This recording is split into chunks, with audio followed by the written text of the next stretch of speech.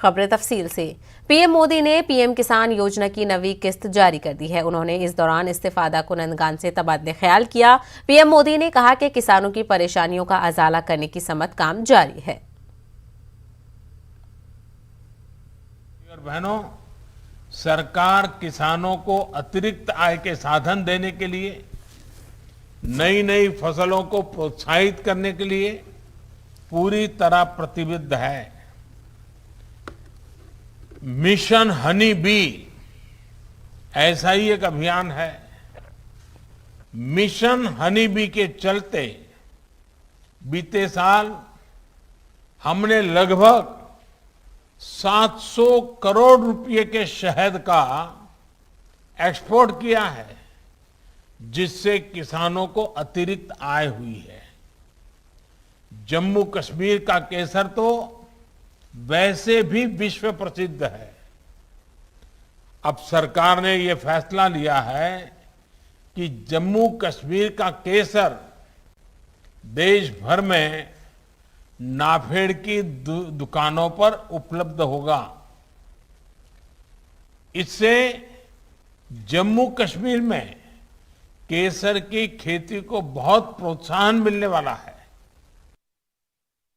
वहीं वज़ीर-ए-आज़म नरेंद्र मोदी ने इस मौके पर इस्तीफादा कुनंदगान से खिताब करते हुए कहा कि अब जम्मू कश्मीर का जाफरान मुल्क भर में नाफेड की दुकानों पर मैसर होगा। उनका कहना है कि इससे जाफरान की पैदावार को काफी फरोग हासिल होगा।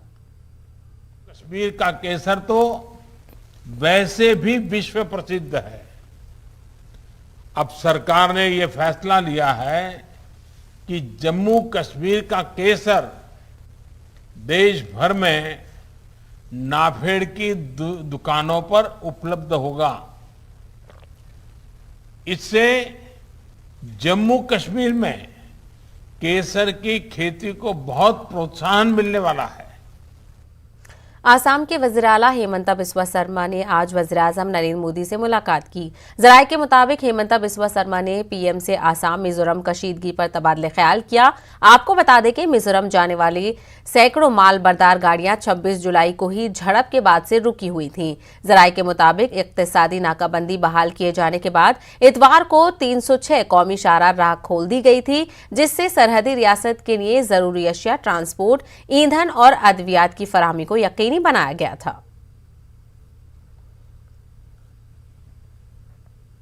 दिल्ली में यूथ कांग्रेस ने राहुल गांधी के ट्विटर अकाउंट सस्पेंड के खिलाफ मुजाहरा किया। ट्विटर इंडिया के दफ्तर के पास यूथ कांग्रेस कारकुनान ने मुजाहरा किया। यूथ कांग्रेस के कौमी सदर श्रीनिवासन बीवी की क़यादत में एहतजाज किया गया। इस दौरान कुछ कारकुनान ने बैरिकेडिंग तोड़ने की कोशिश भी की। राहुल गांधी का ट्विटर अकाउंट सस्पेंड करने के विरोध में यूथ कांग्रेस के कार्यकर्ता यहां पर विरोध कर रहे हैं। अब यहां से कुछ ही दूरी पर ट्विटर इंडिया का अकाउंट है, ऑफिस है, उसको वहां ना जा सके यूथ कार्यकर्ता। यहां पर दिल्ली पुलिस एक दीवार की तरह खड़ी हो गई है। कार्यकर्ताओं को आगे नहीं जाने दिया जा रहा है। कार्यकर्ता लगातार कोशिश कर रहे हैं कि किसी भी तरह से ये सुरक्षा कर्मियों ने ये जो दीवार बनाई है बैरिकेड के जरिए, वो खुद खड़े और मजबूत दीवार की तरह खुद खड़े हैं, उसको तोड़कर आगे बढ़ सके। लेकिन दिल्ली पुलिस और जो उनके साथ अर्धसैनिक बल है यूथ कांग्रेस कार्यकर्ताओं को आगे नहीं दे रहे, आगे नहीं बढ़ने दे रहे। यूथ कांग्रेस के कार्यकर्ता ट्विटर इंडिया के खिलाफ नारेबाजी कर रहे हैं, प्रधानमंत्री के खिलाफ नारेबाजी कर रहे हैं, सरकार के खिलाफ कर रहे हैं। वहीं जो राष्ट्रीय अध्यक्ष हैं श्रीनिवास बीवी, वो दावा कर रहे हैं कि ट्विटर इंडिया एक तरह से दलाली का काम कर रहा है, दबाव में काम कर रहा है।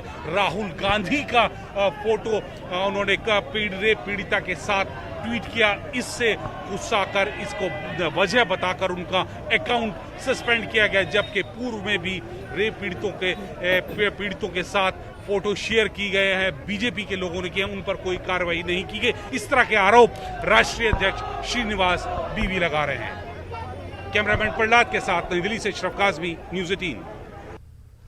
मुल्क भर में कोरोना की तीसरी लहर को रोकने के लिए इकदाम उठाए जा रहे हैं। ऐसे में वज़ीर-ए-आज़म मोदी भी बार बार अपने हर खिताब में कोरोना गाइडलाइंस पर अमल करने की तलकीन कर रहे हैं, लेकिन बीजेपी के ही कुछ लीडर पीएम मोदी की अपील के खिलाफ वर्जी करते हैं। कोरोना गाइडलाइंस की धज्जियां उड़ाता एक ऐसा ही नजारा कल जंतर मंतर पर देखने को मिला। इस प्रोग्राम को बीजेपी लीडर अश्वनी उपाध्याय ने ऑर्गेनाइज किया था, जिसमें यक्सा सिविल कोड पर कानून बनाने का मुतालबा किया जा रहा था। इस प्रोग्राम में सैकड़ों बीजेपी कारकुनान ने शिरकत की। इस भीड़ को देखकर आप अंदाजा लगा सकते हैं कि कोरोना वबा के इस दौर में ये लोग जरा बराबर भी संजीदा नहीं नजर आ रहे हैं। इस प्रोग्राम को भारत छोड़ो आंदोलन का नाम दिया गया था, जिसमें ब्रिटिश दौर हुकूमत के कवानीन का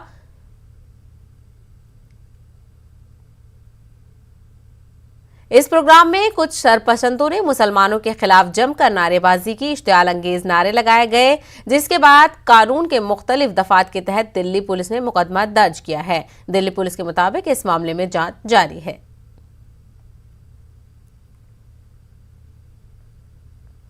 जंतर मंतर पर मुस्लिम मुखालिफ इश्तियाल अंगेज नारेबाजी को लेकर MIM चीफ असदुद्दीन ओवैसी ने ट्वीट किया है। असदुद्दीन ओवैसी ने मुस्लिम मुखालिफ नारेबाजी को लेकर PM मोदी को निशाना बनाया। उन्होंने लिखा है कि अगर मुल्क में इस तरह मुसलमानों के खिलाफ इश्तियाल अंगेज नारे लगाए जाएंगे तो मुल्क में मुसलमान खुद को कैसे महफूज समझेंगे।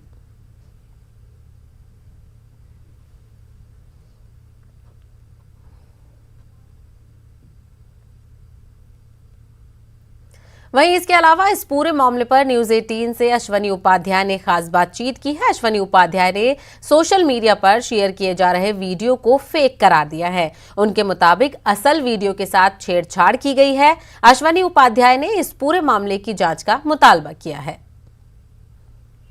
8 अगस्त भारत छोड़ो आंदोलन के उपलक्ष्य में दिल्ली के जंतर मंतर पर एक कार्यक्रम आयोजित किया गया, जिसका नाम था भारत जोड़ो। सुप्रीम कोर्ट के सीनियर लॉयर अश्वनी उपाध्याय ने इस कार्यक्रम को किया था, लेकिन वहां पर किसी तरीके की स्लोगनिंग हुई। पूरे मसले पर हमारे साथ बात करने के लिए मौजूद हैं अश्वनी उपाध्याय। उपाध्याय जी, जिस तरीके से कल आप लोगों ने भारत जोड़ो कार्यक्रम किया, क्या हुआ था वहां पर? देखिए, कार्यक्रम 10 बजे शुरू हुआ, मैं 11 बजे पहुंचा। 12 बजे बारिश तेजी के साथ शुरू हो गई और भीड़ भी आ गई। इसलिए भीड़ को देखते हुए, बारिश को देखते हुए तुरंत 12 बजे कार्यक्रम खत्म हो गया। मैं 11 से 12 वहां पे था। हम ये कहने गए थे भारत छोड़ो आंदोलन की वर्षगांठ पे कि भारत, अंग्रेज तो चले गए लेकिन अंग्रेजी कानून आज भी चल रहे हैं और अंग्रेजी कानून घटिया हैं। इसीलिए भारत में अलगाववाद भी चल रहा है, मजहबी उन्माद भी चल रहा है, कट्टरवाद भी चल रहा है। यही हम बताने गए थे। हम यही बताने गए थे कि ये कानून इतने घटिया हैं। एक व्यक्ति कहता है 15 मिनट के अंदर पूरे हिंदुस्तान से हिंदुओं को खत्म कर देंगे। वो जेल में नहीं है बल्कि विधानसभा में बैठा हुआ है। एक व्यक्ति पता नहीं क्या क्या लोग बोलते हैं, एक दूसरे गला काटेंगे, क्या करेंगे, उसके बाद भी बाहर रहते हैं। कानून का खौफ होना चाहिए, तब जाके मजहबी उन्माद रुकेगा, तब जाके भ्रष्टाचार रुकेगा, तब जाके अपराध रुकेगा। और उसके बाद मुझे नहीं पता है कि ये कौन व्यक्ति है, न इससे मैं कभी मिला हूँ, न कभी इसको देखा, न कभी इसको जानता हूँ। मैंने वीडियो जो देखा है, मैंने अभी दिल्ली पुलिस से शिकायत किया है कि पहले तो इस वीडियो की जाँच करें। अगर ये वीडियो असली है तो जो उसमें लोग हैं उनके खिलाफ कठोर से कठोर कार्रवाई करें। अगर ये वीडियो फेक है तो जिन लोगों ने ये फेक वीडियो बनाया है उनके खिलाफ कठोर कार्रवाई करें। लेकिन सर, इस वीडियो में जिस तरीके से नारेबाजी हो रही है, उस पर आप क्या कहना चाहेंगे? ये बिल्कुल मैं इसकी निंदा करता हूं और मैं दिल्ली पुलिस से इस कठोर कार्रवाई की मांग करता हूं और मैं सरकार से भी मांग करता हूं। ये 1860 में जो कानून बना था, इंडियन पिनल कोड, बहुत कमजोर है, इसलिए लोगों को डर नहीं लगता है। सरकार कठोर कानून बनाए। जो आदमी मजहबी उन्माद फैला रहा है, फैलाए, उसकी 100% प्रॉपर्टी जब्त करने और कम से कम 10 से 20 साल की सजा देने के लिए कानून बनाए। मैं सीधे कहता हूं, जितनी सजा बलात्कारियों को मिलती है उतनी ही सजा मजहबी उन्मादियों को मिलना चाहिए। ये मेरी मांग है।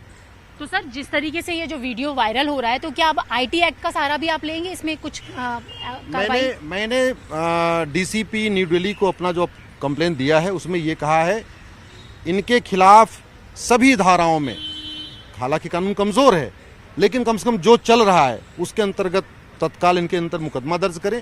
जो लोग मेरा नाम बदनाम करने की कोशिश कर रहे हैं, क्योंकि हमारा इससे कोई लेना देना नहीं, ना हमने बुलाया, ना मैं इसको जानता हूं, ना मैंने देखा। हमारी जो 20 साल का जो सामाजिक जीवन है उसको हमें जो है बदनाम करने की कोशिश की जा रही है। जो लोग इस तरीके की हरकतें कर रहे हैं उनके खिलाफ भी दिल्ली पुलिस कार्रवाई करे और मैं इंतजार कर रहा हूं उस वीडियो की ऑथेंटिसिटी की। जैसे कंफर्म हो गया कि नहीं वो वीडियो फेक है, मैं उन लोगों के खिलाफ मानहानि का मुकदमा करूंगा जो मेरा नाम लेके इसको चला रहे हैं। तो आपने देखा, ये थे हमारे साथ बात करने के लिए सुप्रीम कोर्ट के सीनियर अधिवक्ता अश्विनी उपाध्याय, जिनका कहना है कि इस वायरल वीडियो से उनका कोई लेना देना नहीं है और उन्होंने इसकी शिकायत पुलिस में भी की है और उन्हें इंतजार है कि पुलिस किस तरीके से कार्रवाई को आगे लेकर जाती है। कैमरा पर्सन नरेश के साथ रचना, न्यूज 18 दिल्ली। आज ओलंपिक के हीरोज को एजाज से नवाजा जाएगा। मरकजी वजीर खेल अनुराग ठाकुर दिल्ली में वाक़ होटल अशोक में ओलंपिक में मेडल हासिल करने वाले खिलाड़ियों से मुलाकात करेंगे। इस हवाले से होटल की सिक्योरिटी सख्त कर दी गई है। मेडल हासिल करने वाले खिलाड़ियों के एजाज में शाम 6:30 बजे इस प्रोग्राम का इनेकाद किया जाएगा। पहले ये प्रोग्राम मेजर ध्यानचंद स्टेडियम में रखा गया था। सुशील पांडे ने जायजा लिया। टोक्यो ओलंपिक में पदक जीतने वाले भारत के वीर सपूत और खिलाड़ी आज दिल्ली अशोका होटल के इसी होटल में फिलहाल सम्मानित किए जाएंगे। 6:30 बजे के आसपास ये सम्मान जो समारोह है उसका आयोजन किया जाएगा। अशोका होटल के 3rd फ्लोर पर फिलहाल ये आयोजन है जो किया जाएगा।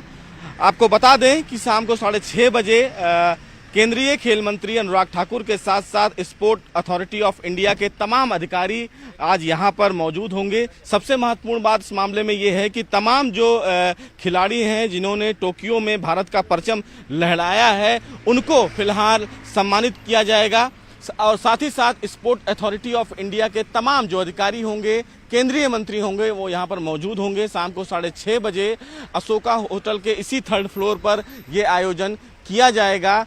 ये भी बताया जा रहा है कि वीडियो कॉन्फ्रेंसिंग के द्वारा देश के प्रधानमंत्री नरेंद्र मोदी भी इस सम्मान समारोह का हिस्सा होंगे। तैयारियां जो हैं वो जोरों शोरों पर हैं। आपको दिखा दें कि तमाम जो गाड़ियां हैं, तमाम जो लोग हैं यहाँ पर जो भी होटल में जा रहे हैं उनका सघन चेकिंग किया जा रहा है। अंदर बता दें तो स्पोर्ट अथॉरिटी ऑफ इंडिया के तमाम जो अधिकारी हैं वो मीटिंग भी कर रहे हैं कि व्यवस्थाएं किस प्रकार की जाएंगी। अशोका होटल के 3rd फ्लोर पर ये तमाम जो आयोजन है वो किया जाएगा। डिनर का भी आयोजन किया जाएगा। ये तमाम चीजें फिलहाल आज उन्हीं के सम्मान समारोह में किया जाएगा जिन तमाम खिलाड़ियों ने टोक्यो ओलंपिक में भारत का और साथ ही साथ देश का नाम रोशन किया है। कैमरामैन अनिल के साथ सुशील पांडे, न्यूज़ 18 दिल्ली।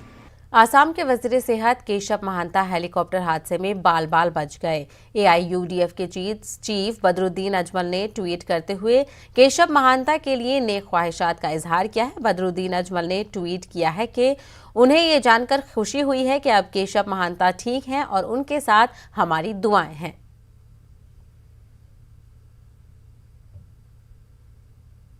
झारखंड के धनबाद में जज की पुरअसरार मौत के मामले पर सुप्रीम कोर्ट में समाअत हुई। अदालत ने CBI को हर हफ्ते झारखंड हाई कोर्ट में स्टेटस रिपोर्ट दाखिल करने की हिदायत दी है। वहीं मामले की निगरानी झारखंड हाई कोर्ट के चीफ जस्टिस करेंगे। वाज़ेह हो के मामले में CBI ने सुप्रीम कोर्ट में स्टेटस रिपोर्ट दाखिल की थी। CBI ने मोहरबंद लिफाफे में स्टेटस रिपोर्ट दाखिल की थी। वहीं मुल्क में कोरोना के मामलों में कभी कमी तो कभी इजाफा दर्ज किया जा रहा है। एदाद-ओ-शुमार के मुताबिक मुल्क में कोरोना के 35,499 नए मामलों की तस्दीक हुई है, जबकि पिछले 24 घंटों में 447 अफराद की मौत हुई है। वहीं इसी दौरान 24 घंटों में 39,000 से ज्यादा अफराद ने कोरोना को मात दी है। मुल्क में कोरोना के 4,02,188 एक्टिव मामले हैं। दूसरी तरफ मुल्क में कोरोना के खिलाफ टीकाकारी मुहिम लगातार जारी है। पिछले 24 घंटों में मुल्क में 16 लाख से ज्यादा लोगों को वैक्सीन दी जा चुकी है। दिल्ली में आज से स्कूल खुल गए हैं। केजरीवाल हुकूमत ने स्कूल खोलने की इजाजत दे दी है। दिल्ली हुकूमत ने 10वीं से 12वीं दर्जात के तलबा को स्कूल कॉलेज जाने की इजाजत दे दी है। वहीं दिल्ली डिजास्टर मैनेजमेंट अथॉरिटी ने अहकाम जारी किया है कि स्कूल सिर्फ वही तलबा आ सकते हैं जिन्हें बोर्ड एग्जाम से मुतालिक काउंसलिंग की जरूरत है।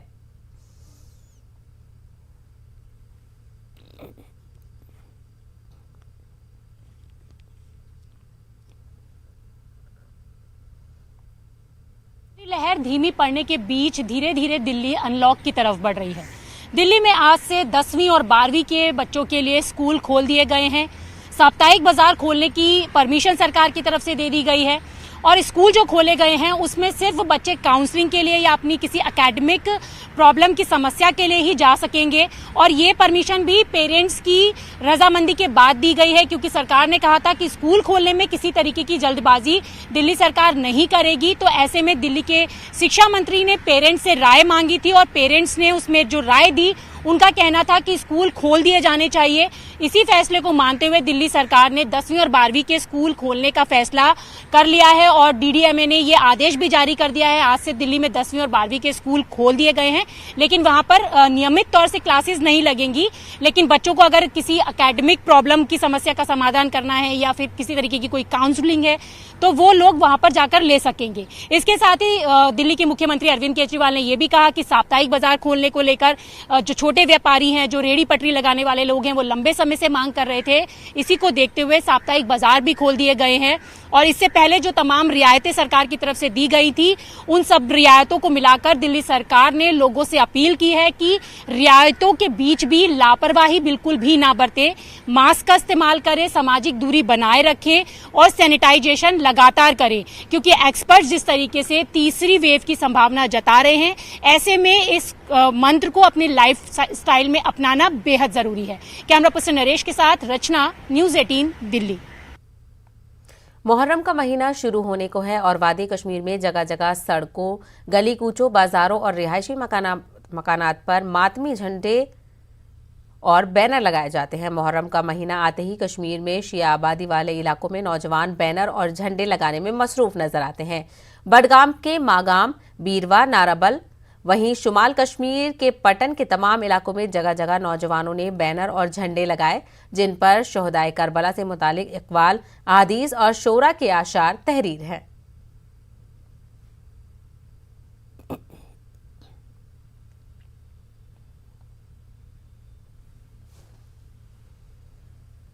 शुरू होता है, इस सिलसिले में हम बैनर्स का काम भी शुरू करते हैं और हम सड़कों पे ये बैनर्स लगाते हैं, इन पे अशार लिखे होते हैं और हम इमामबाड़ों पे ये बैनर्स लगाते हैं ताकि पूरी दुनिया को पता चले कि मुहर्रम स्टार्ट हुआ है और मुहर्रम करबला है क्या एक्चुअली। और हम पूरे इंसानियत को दावत देना चाहते हैं कि वो इस मुहर्रम में हमारे साथ शिरकत करे। जो ही मुहर्रम शुरू होता है तो हम ये बैनर्स लगाते हैं, सड़कों पे लगाते हैं, गलियों में लगाते हैं, ताकि इससे पता चले, लोगों को, दुनिया को पता चले कि मुहर्रम आने वाला है। और जो इमाम हुसैन के हम खराजात अकीदत पेश करते हैं, उससे पता चलता है कि आखिर ये मुहर्रम में हुआ क्या था। इन बैनर्स की वजह से जो मुहर्रम में तशरीह होती है और करबला का जो मैसेज है वो आम होता है। इससे अलीगढ़ मुस्लिम यूनिवर्सिटी ने सेकेंडरी स्कूल सर्टिफिकेट इम्तिहान 2021 के नताइज का ऐलान कर दिया है। कंट्रोलर इम्तिहानात के ऐलान करदा नताइज के मुताबिक एएमयू गर्ल्स स्कूल की तलबा पूर्वी गुप्ता ने 500 में से 495 नंबर हासिल करके पहला मुकाम हासिल किया है। वहीं प्रयाशनी उपाध्याय और तूबा हुसैन ने 500 में से 491 नंबर हासिल करके दूसरा मुकाम हासिल किया है। एसटीएस हाई स्कूल के केशव वाश ने एएमयू सिटी स्कूल के अभिनव कुमार और सीनियर सेकेंडरी स्कूल गर्ल्स की सारा साजिद खान 500 में से 490 नंबर हासिल कर तीसरे मुकाम पर बने रहे। एएमयू के 10वीं क्लास इम्तिहानात में टॉप करने वाली पूर्वी गुप्ता के घर में खुशी का माहौल है। पूर्वी गुप्ता ने अपनी इस कामयाबी में असातिज़ा और वालिदैन को भी शरीक बनाया है। वहीं उनके अहले खाना भी उनकी कामयाबी पर खुशी का इजहार कर रहे हैं और दुआओं से नवाज रहे हैं। गौरतलब है कि 10वीं जमात के इम्तिहान में मजमूई तौर पर 1438 तलबा ने शिरकत की थी, जबकि 1355 तलबा ने कामयाबी हासिल की है। तो इस वक्त एक बड़ी खबर आ रही है, आपको बता दें लोकसभा में ओबीसी तरमीमी बिल मंजूर कर लिया गया है। तो इस वक्त की बड़ी खबर आ रही है, कानून की दफा 127 में तरमीम की गई है। रियासतों को भी ओबीसी फहरिस्त तैयार करने का हक दिया जाएगा। तो इस वक्त की बड़ी खबर हम आपको बता रहे हैं, लोकसभा की कार्रवाई के दौरान ओबीसी तरमीमी बिल मंजूर कर लिया गया है। कानून की दफा 127 में तरमीम की गई है। आपको बता दें रियासतों को भी ओबीसी फहरिस्त तैयार करने का हक अब से दिया जाएगा। तो रियासतों को भी ओबीसी फहरिस्त तैयार करने का हक हासिल होगा, क्योंकि लोकसभा में ओबीसी तरमीमी बिल को मंजूर कर लिया गया है।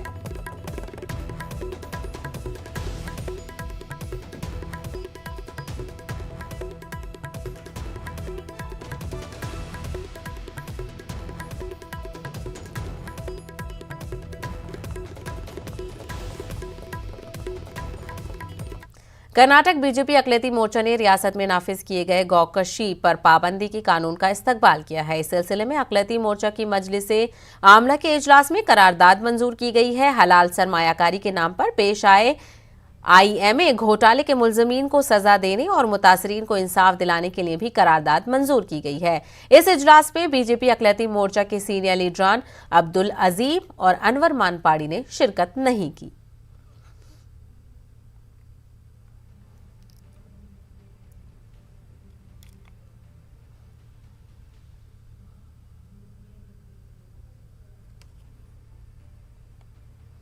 कोकन के कुछ अजला में बारिश कहर बनकर बरसी है। कई लोग बेघर तो कई लोगों को माली नुकसान हुआ है।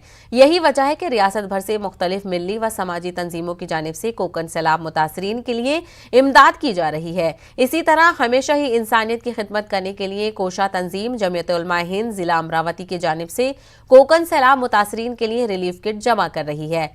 मुसलसल 10 दिनों से जमीयत उलमा हिंद के अरकान रिलीफ किट के इंतजाम में लगे हुए हैं, जिसमें रोजमर्रा के इस्तेमाल की जाने वाली जरूरी अशिया के अलावा कंबल, चादरें, जानमाज़ें, दवाइयां और कपड़े और नकद रकम शामिल है।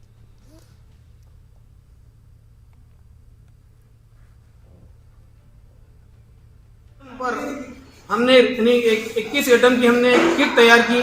उस इलाके को सामने रखते हुए उसमें 25 किलो हमने चावल डाला और इसी तरीके से जमीयत उलमा के पूरे राय मशवरे से 10 किलो गेहूं आटे की शक्ल में दिया और बहुत सारी चीजें हैं। 2 किलो यानी तुअर की दाल है, आधा किलो मूंग दाल, आधा किलो मसूर दाल, 2 नमक के पैकेट, 2 सरफ के पैकेट, 10 कपड़े धोने के साबुन, 3 नहाने के साबुन, लाल मिर्च पाउडर आधा किलो, हल्दी, धनिया, इस तरीके से बहुत सारी चीजें हैं। और हमने एक काम उसमें और कोशिश करने की कोशिश की कि अदरक लहसुन की शक्ल में भी उनको ये चीज पहुंचनी चाहिए ताकि पकाने में आसानी हो। और इसी तरीके से हम वहां पहुंचकर करीबी मकाम से प्याज आलू भी क्या करेंगे, परचेस करेंगे और उन लोगों तक पहुंचाने की कोशिश करेंगे। तो अल्हम्दुलिल्लाह सुम्मा अल्हम्दुलिल्लाह 50 किट का और इंतजाम हो गया। इस तरीके से 200 किट 3000 रुपए के हिसाब से 6 लाख की किटें तैयार हो गई है और बहुत सारा पैसा कैश हमने साथ में रखा है, जो बर वक्त जैसी जरूरत पेश आएंगी वहां पर इसको इस्तेमाल किया जाएगा।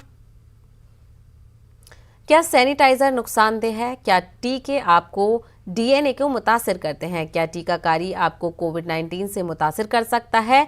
क्या ये कुछ ऐसे सवालात आपके ख्याल में आते हैं? खैर, अब एक जगह है जहां आपके सभी सवालों का जवाब दिया जा सकता है और ये सब आपके फोन पर। नेटवर्क 18 और फेडरल बैंक की कौमी सतह की टीकाकारी से मुतालिक बेदारी मुहिम के तहत कोविड-19 के खिलाफ Sanjeevani a shot of life Sanjeevani WhatsApp helpline शुरू की गई है। आपको बस 7977773753 नंबर पर व्हाट्सएप करना है और आपको उसी वक्त आपके सवालों का जवाब मिल जाएगा। जानकारी जिसे जांच और क्रॉस चेक किया गया है। तो आगे बढ़िए, कोविड-19 पर अपने सवालों को व्हाट्सएप करें और अपनी जरूरत की सभी जानकारी हासिल करें। नंबर है 79